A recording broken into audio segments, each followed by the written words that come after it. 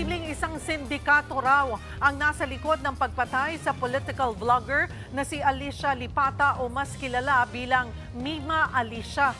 Ayon sa PNP, matibay na ang kaso laban sa dalawang natukoy na suspect. Pero kumakala pa sila ng mga ebidensya para malaman ang eksaktong motibo ng mga salarin.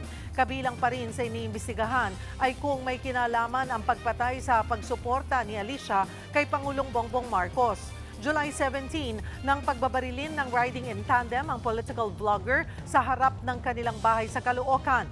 Nagpaabot naman ng pagkikiramay ang ilang personalidad.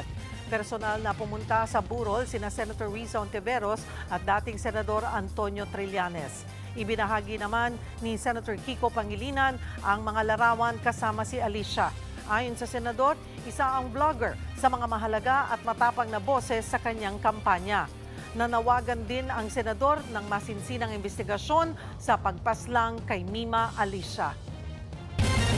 Mga kapatid, Cheryl Cosing po. Maging maalam at may pakialam sa mga napapanahong issue at headlines. Mag-follow at mag-subscribe na sa social media pages ng News 5.